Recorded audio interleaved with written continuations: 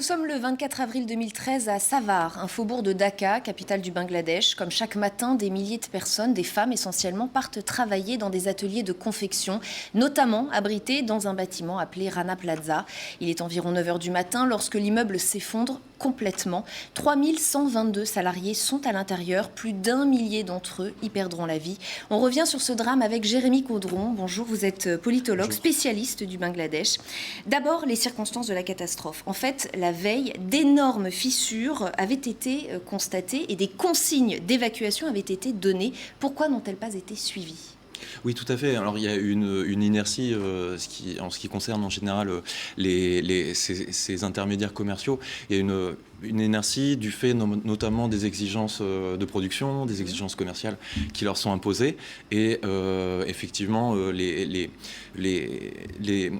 recommandations passent souvent par énormément d'intermédiaires. Il y a pu y avoir des gens qui se sont tus, des inerties. Et il faut savoir que le bâtiment n'était pas du tout aux normes, je crois, construit sur du sable, agrandi illégalement de 3 étages. Oui, c'est tout à fait ça. Savar, où la catastrophe a eu lieu, c'est un faubourg de Dhaka, et c'est maintenant quasiment dans la mégapole, dans Dhaka. C'est-à-dire, ça a vécu vraiment tout la construction urbaine qui a eu lieu ces 30 dernières années.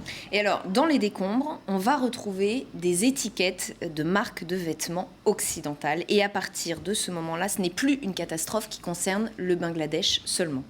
Oui, tout à fait. Tout à fait. Je dirais que c'est une marque réellement une nécessaire prise de responsabilité pour plusieurs acteurs, grands et petits, au niveau international. Oui. Mais alors, les Européennes semblent à ce moment-là découvrir que les vêtements qu'elles trouvent à très bas coût dans leurs rayons, d'autres en paient le prix fort. Ça veut dire qu'on était dans le déni avant, on ne voulait pas le voir, nous, femmes occidentales, qui nous habillons dans des magasins qui font fabriquer leurs vêtements dans des pays où d'autres risquent leur vie pour les fabriquer. C'est-à-dire qu'en tant que consommateur, je pense qu'on fait avant tout attention à 2 choses, à la qualité du produit. Bon, là, en l'occurrence, c'est des marques qui sont en général des moyens de gamme, du prêt-à-porter, très, très classique. Et puis, on fait attention au prix. Et les marques fabricantes font également attention à ce coût de production. En l'occurrence, le Bangladesh, depuis une vingtaine d'années, a commencé à, je dirais, battre des records en termes de à la fois productivité, en termes de, rapport qualité-prix, en termes de coût de production. Et il commençait à, disons, concurrencer des géants comme la Chine, comme l'Inde, comme le Vietnam également, en termes de production textile. Et le marché du textile, ça représente quoi au Bangladesh ? C'est ce qui fait vivre des milliers de familles, des millions de familles ? Oui, tout à fait. Et en termes macroéconomiques, c'est quand même 60% des exportations du Bangladesh. C'est quand même quelque chose qui est fondamental dans l'économie nationale et dans l'économie des foyers. En l'occurrence, si on parle des travailleuses qui étaient impliquées dans cette affaire, dans cette catastrophe, pour la plupart, ce sont des jeunes mères, pour beaucoup seules, qui sont, les nouvelles figures de l'exode rural, c'est-à-dire des femmes qui ont été, pour une raison ou une autre, abandonnées par leur mari, qui arrivent à Dhaka, à la capitale, et qui doivent de toute façon survivre. En l'occurrence, cette industrie emploie énormément de femmes. Et d'ailleurs, il y avait une crèche dans le bâtiment. Elles venaient avec leur enfant pour le faire garder. Tout à fait. Il n'y a personne d'autre pour les garder. Et alors, ce que j'ai découvert en préparant ce dossier, c'est qu'il y a souvent des mouvements sociaux au Bangladesh. Ce sont des travailleurs qui se battent pour leurs droits, qui ne se laissent pas faire, mais les grèves sont compliquées à organiser. Oui, tout à fait. Alors, il faut bien comprendre que les mouvements sociaux, enfin en tout cas les syndicats au Bangladesh, sont des entités politiques avant tout. Bon, en France également, mais dans le sens où ils sont totalement liés aux partis politiques principaux. Alors, on a, pour le parti qui est au pouvoir actuellement, on a un syndicat ouvrier, un syndicat agricole, un syndicat étudiant, etc. Ce sont des branches des partis politiques au pouvoir ou dans l'opposition. Et donc, j'ai lu aussi que beaucoup de députés étaient eux-mêmes propriétaires d'usines. Ils tiennent à garder évidemment des prix compétitifs pour les investisseurs étrangers. C'est-à-dire qu'il y a un conflit d'intérêts, quoi. Oui, tout à fait. On a à la fois des hommes politiques, on a également, par exemple, des officiers militaires à la retraite ou même en exercice, qui détiennent également des parts dans des entreprises comme cela.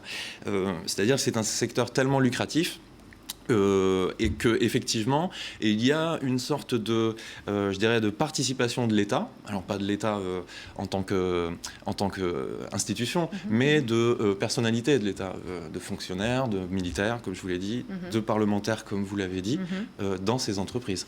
Quelle est la part de responsabilité de ces clients dans la catastrophe qui s'est produite? C'est le fait d'exercer une pression folle sur les prix pour faire baisser les prix un maximum? Oui, et c'est probablement aussi la multiplication des intermédiaires dans la chaîne de production et je dirais, de distribution. Beaucoup de sous-traitants. On a énormément de sous-traitants. Ouais. En fait, je dirais que la durée de vie moyenne d'une entreprise de ce type-là, comme celle qui est occupée, celle au pluriel, qui occupait les lieux du Rana Plaza, sa durée de vie est en gros de 6 mois. 6 mois à 1 an. Quand on s'en sort bien, on dure un petit peu plus longtemps. Mais c'est souvent de jeunes businessmen ou alors des gens qui ont déjà un capital grâce à leur famille, par exemple, qui vont investir dans un projet comme celui-là et qui vont d'entrée de jeu se retrouver face à, je dirais, à une pression gigantesque par rapport à, je dirais, au processus économique et à la manière à la productivité habituelle au Bangladesh. Et est-ce que ce drame a fait fuir du coup les investisseurs étrangers, parce que ça a été une très mauvaise publicité, cette catastrophe?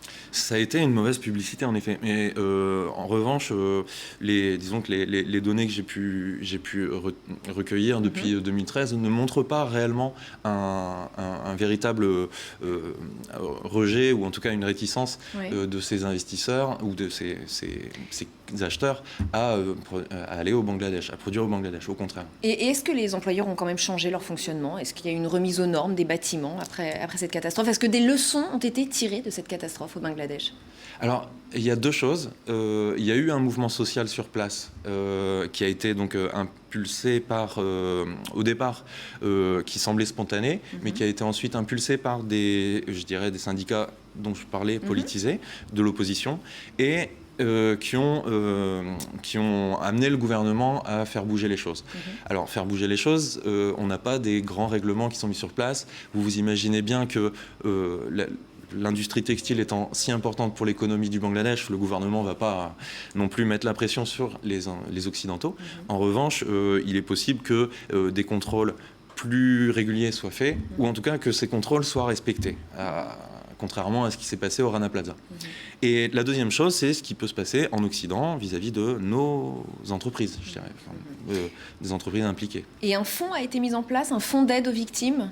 Oui, tout à fait, un fonds d'indemnisation. Il a été mis en place, donc on en avait parlé à partir de l'été 2013.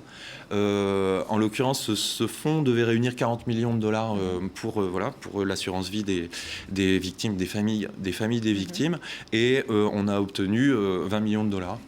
Donc, dont des marques françaises qui y participent? Oui, tout à fait. Il y a des marques qui y ont participé, et puis évidemment, il y a des marques qui ont absolument refusé d'admettre le problème, dans le sens où participer à ce fonds d'indemnisation, c'était déjà reconnaître une part de responsabilité. Jérémy Caudron, si je vous demande de terminer cette phrase, le 24 avril 2013, c'est le jour où? Que me répondez-vous? C'est le jour où des milliers d'employés ont payé le prix fort des exigences du commerce international actuel. Merci beaucoup, Monsieur Caudron, d'avoir été mon invité dans le jour où. L'information continue sur LCI.